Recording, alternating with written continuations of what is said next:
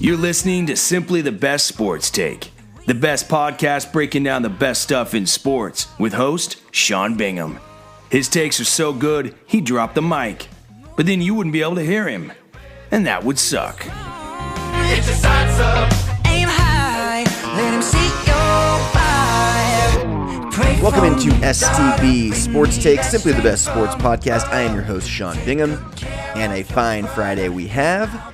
Today, we've got some bad news. Bad news you probably heard about yesterday, and that is that the Houston Texans superstar quarterback Deshaun Watson tore his ACL at practice, out for the season. Gosh, what a blow. Non-contact injury, and that just sucks for Houston. I mean, this city, first of all, they lose J.J. Watt for the season, again, which is just horrible. He's, at that point, for sure, he was their most important player, their best player. Well, that most important best player became Deshaun Watson. Now they lose him. They already went through Hurricane Harvey, which is obviously way more significant than any sort of sports thing. They did just win the World Series, but of course the day after they win the World Series, in the midst of their celebration, they lose their star quarterback for the season. Not good. ACL tears are never a good thing. So we feel for Deshaun Watson. We feel for Houston. Glad that they got the Astros in the World Series victory to have something to be excited about. It's always cool when that happens for cities. You think about when Katrina hit New Orleans and the Saints won the Super Bowl that year. That was really a cool thing. Sports can really bring cities together, bring people together. It's just one of the many reasons I love sports. But we do feel for Houston fans, Texan fans. Without their two best players, I mean, I would like to think that with J.J. Watt and Deshaun Watson, both healthy, both on the field for an entire season, I'd like to think Houston's actually a contender because Deshaun Watson is only getting better. He's having one of the best rookie seasons we've seen in a long, long time. As most of you know by now, I'm a big Washington Redskins fan. And RG3's rookie season, people, when they think RG3 now, they just think like disaster, mess, not in the league. That's all true. But let's not forget his rookie season was one of the best rookie seasons in the history of the NFL. He changed the game. He couldn't keep up with it. He was rushing too much. He wasn't very good at sliding. And he ended up getting hurt and several different times, and he just kind of fell apart. But I pulled up, so Deshaun Watson's stats through so far this year are as follows. He has a 61.8 completion percentage. He's thrown for 1,699 yards, 19 touchdowns, which is most in the NFL, 8 interceptions. Not good, but not horrible, especially for a rookie. He's 3-3 as a starter. He has a 103 passer rating, which is 5th in the league. So his passer rating is number 5 in the entire league. He has 269 yards rushing and 2 more touchdowns on the ground. Far and away Rookie of the Year. We're going to talk about who now should be Rookie of the Year. But before I do that, I want to compare him to other Rookies of the Year. RG3 being one. So let's talk about who the last 10 were. It's a big deal to be Rookie of the Year, and Deshaun Watson was well on his way. So last year, easy, Dak Prescott. Obviously, Ezekiel Elliott was right there with him, also on the Cowboys. Todd Gurley, the year before that.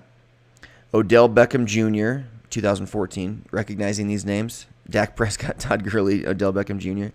It's a big deal to be Rookie of the Year. Year before that, Eddie Lacy. Hasn't been as good the last couple of years, but had a good run there for 2 or 3 seasons. RG3 was the year before that. Talked about him. We'll talk about him more. Cam Newton in 2011. Still a starter. Won an MVP. Went to a Super Bowl. Sam Bradford, 2010. Percy Harvin, 2009. Matt Ryan, 2008. Was just in the Super Bowl. Considered an elite quarterback by most people. And Adrian Peterson, 2007. That's the last 10 years. We'll stop there. But look at those names. Adrian Peterson, Matt Ryan, Percy Harvin, Sam Bradford, Cam Newton, Robert Griffin III, Eddie Lacy, Odell Beckham Jr., Todd Gurley, Dak Prescott. It's a big deal to be Rookie of the Year. That's a very, very big deal. And so I wanted to see, just how good was Deshaun Watson? Because RG3's Rookie of the Year, one of the best seasons we've seen in a long, long time. RG3, that is. And RG3, I've got it pulled up here. His quarterback rating, his passer rating was a 139.9. But then it tapered off, and the Redskins actually started, and I know this by heart, they were 3-7 that year, and they reeled off 6 straight wins to win the division. And RG3 was on fire those last 6 games. I mean, he's a rookie. It takes you a while to get into a groove. Everybody could see how talented he was through the course of the first 10 games. And he showed flashes. He had good stats. But he had several games where, he didn't throw very many touchdowns. In fact, the most touchdowns he threw their first 10 games in any one game was 2. He threw 0 on 3 occasions. And then their last 6 games, 4 touchdowns, 1, 1, 2. So he threw 12 touchdowns in a 5-game stretch, and then the last game he didn't play a whole lot. But the point of all this is that Deshaun Watson is having a better first half to his season than Robert Griffin III had. And Robert Griffin III had the most stellar second half of the season, easily of the last 10 years for a rookie quarterback. Not even close. I mean, the guy was on fire. He also rushed for a lot of yards, but Deshaun Watson has just had a phenomenal season, and it's too bad. I hope he comes back stronger than ever. I think he will. The guy's a winner. I really, really like him. I think he's going to be in the league for a long, long time. And he plays a better game than RG3. He doesn't run as much. He doesn't look as clunky. He doesn't look as lucky. I don't like admitting that as a Redskins fan, but there was a lot of plays where it felt like RG3 kind of got lucky, to be totally honest with you. Just he'd heave it up there and it would pay off, and so. But so the question now is, who is Rookie of the Year, right? I mean, if it's not going to be Deshaun Watson, who's it going to be? And I think there's 2 guys for Offensive Rookie of the Year that it could be. One is, of course, Kareem Hunt, leading the league in rushing on the 6-2 Kansas City Chiefs. Had just a stellar first 3 games of the season. In fact, through the first 3 weeks, he was Rookie of the Year for sure. And then he tapered off a little bit, and Deshaun Watson just shot up. And so Deshaun Watson overtook him. But the other guy would be Leonard Fournette. So again, you've really got 2 guys. You've got Kareem Hunt, you've got Leonard Fournette. And to me, I would give the edge, honestly, to Kareem Hunt, but barely. Like, Leonard Fournette is surging. Kareem Hunt is not declining, but he's just not having the same phenomenal stats that he had the first few weeks of the season. He hasn't missed a game. Fournette did. His team has a better record, but Fournette's kind of turning a team around. The Jags are 4-3, and so Fournette's only played 6 games. Kareem Hunt's played 8. Kareem Hunt is leading the league in rushing, and he also catches the ball out of the backfield quite a bit. Leonard Fournette on the season, if I can pull it up here, there we go. Leonard Fournette has 136 yards receiving and 1 touchdown, and he has 596 yards rushing for 6 touchdowns. So he has 7 touchdowns. Kareem Hunt has 4 touchdowns rushing, 2 touchdowns receiving, so 6 total, but he's played 2 extra games, and he's averaging slightly fewer yards per game, even though he's leading the league in rushing against because he's played 8 games. But receiving, Kareem Hunt has 307 yards, which is 38.4 yards per game. So he's averaging over 100 yards from scrimmage per game, and he's averaging more yards from scrimmage per game than Fournette is, and he did it for each of the first 6 games of the season. Then he had 1 slip-up, I think, so which no rookie had ever done.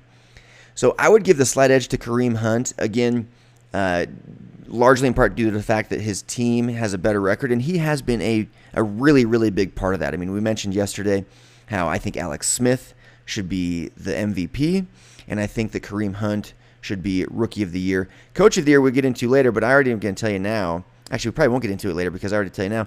It's not Andy Reid, even though we have a Chiefs theme going here. It's Sean McVay, what he's doing with the Rams, turning them around. But yeah, so I mean, Rookie of the Year is Kareem Hunt. He's actually leading the league in all-purpose yards with 1,070. 3rd in the league in yards per game rushing. He's just really, really, really good, and he's somebody that, in fact, in my fantasy league, I picked him up in the 5th round, so kudos to me for that one. Of course, the rest of my fantasy league has been decimated by injuries. If you do fantasy, I mean, so I had Deshaun Watson on my roster. I had OBJ, Odell Beckham Jr., on my roster. I had Dalvin Cook on my roster.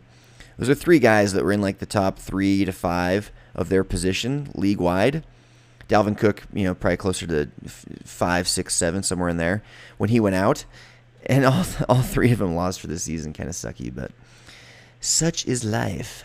But the last thing I want to talk about today, because I have kind of been rambling, my apologies, is Ezekiel Elliott Suspended for 6 games, gets reinstated. Suspended for 6 games, gets reinstated. He just got reinstated again. He's going to play this week. So for a third time,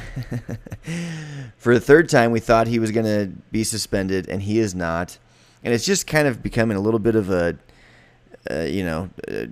it's just a mess. I'll put it that way because I don't want to say other words. But it's a disaster. I mean, the NFL looks so stupid right now.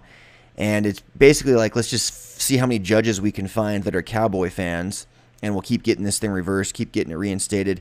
There has been some, conflict of interest. They do have some good points. But, man, it's just crazy. You look at what, Tom Brady went through, and he eventually just said, you know what, fine, I'm just going to serve the suspension. Like, he won one season. They did it to him again the next. He's like, I'm just not even going to fight it. Let's just get this 4-game suspension over with. And the Patriots were fine. They won the Super Bowl. So it'll be interesting to see how long this goes on with Ezekiel Elliott, but the NFL needs to get it together and figure it out. Anyway, that's all for today. I'm out. Peace. Thanks for hanging with Simply the Best Sports Take. Don't forget to subscribe to this podcast and check out stbsportstake.com. Simply the best in sports.